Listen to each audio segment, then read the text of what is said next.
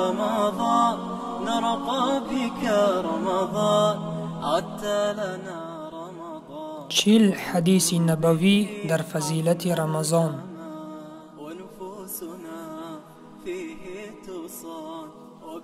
به نام خداوند بخشنده و مهربان.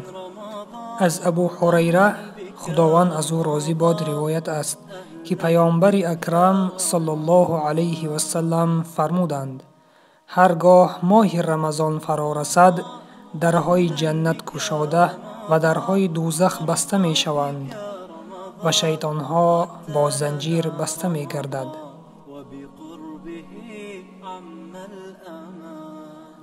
وقت ماه رمضان فرا می رسد به اذن خداوند درهای جنت باز و درهای دوزخ بسته می شوند. به برکت ماه رمضان شیطانها از آزادی محروم گشته زنجیربند کرده می شوند.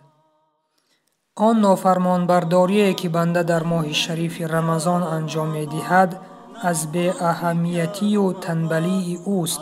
رحمت خداوند است که در ماه رمضان بندگانش را از وسوسه شیطان نگه می دارد. پس مسلمانان را ضرور است که از عملهای نامشروع دوری جویند.